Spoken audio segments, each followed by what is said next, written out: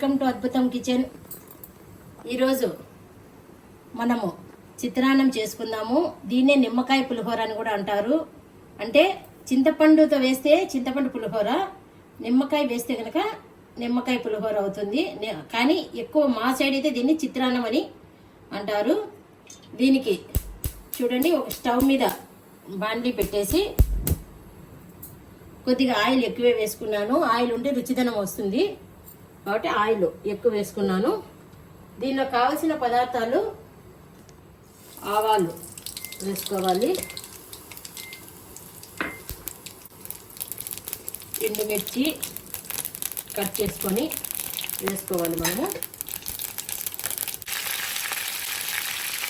ఒక స్పూను మినపప్పు,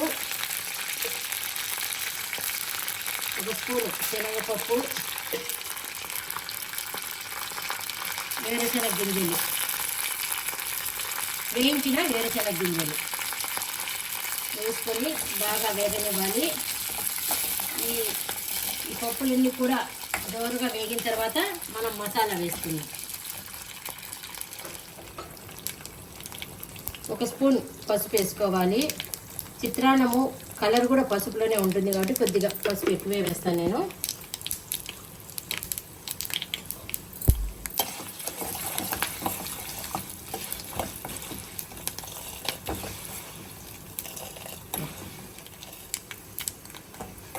చూడండి, బాగా ఏగినాయి.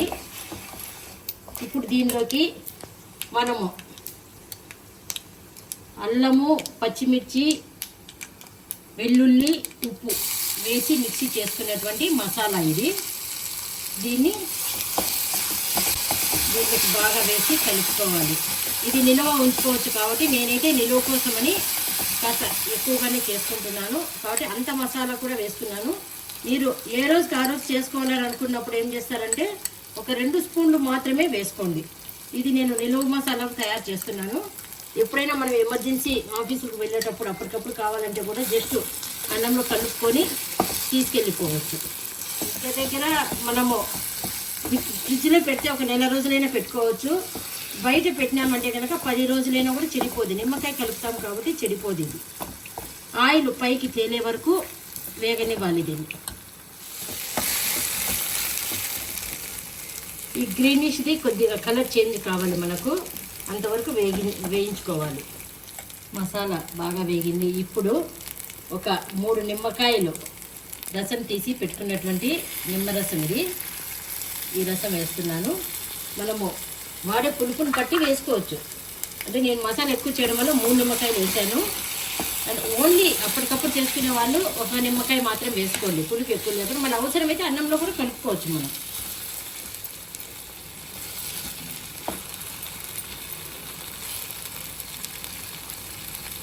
చూడండి, కొద్దిగా ఆయిల్ పైకి తేలుతుంది ఎడ్జెస్ అంతా కూడా, అంటే మసాలా అంతా కూడా బాగా ఉడికిందని అర్థం. దీన్ని చల్లారనిచ్చి మనము చేసి పెట్టుకున్నటువంటి అన్నం, పొడి పొడిగా చేసి పెట్టుకున్నటువంటి అన్నము చల్లారి పెట్టుకొని దానిలోకి ఇది కలుపుకోవాలి. చూడండి, ఫస్ట్ వేసినప్పుడు ఆకుపచ్చగా ఉండింది పేస్ట్, ఇప్పుడు కొద్దిగా రెడ్డిష్గా వచ్చింది. ఈ విధంగా వచ్చే వరకు చేసుకోవాలి. అది పచ్చివాసన వస్తుంది. పచ్చివాసన వస్తే టేస్ట్ కూడా అన్నంలో తేడా వస్తుంది మనకు. కాబట్టి మనం వేయించే విధానాన్ని బట్టే వంట రుచి ఉంటుంది. పేస్ట్ రెడీ అయిపోయింది. కాసేపు చల్లారనిచ్చి అన్నంలో కలుపుదాం. ఇది 1 కప్పుకు 2 కప్పులు నీళ్లు వేసి ఉడకబెట్టుకున్నటువంటి పొడి పొడిగా చేసుకున్నటువంటి రైస్ ఇది. చల్లారబెట్టాను. ఉంటలు లేకుండా బాగా పొడి చేసుకోవాలి. దీనిలోకి మనం చేసి పెట్టుకున్నటువంటి చిత్రాన్నం పులుసు వేసుకుందాము. ఈ విధంగా వేసుకొని మనం చేత్తో కలుపుకుంటే బాగా కలుస్తుంది. స్పూన్తో వేస్తే ఏమవుతుందంటే కొద్దిగా మసాలా అట్లే ఉంటలు ఉండిందంటే ఆ టేస్ట్ వేరే అవుతుంది. కాబట్టి కొద్దిగా చేత్తో కలుపుకోవడానికి ప్రయత్నం చేయండి.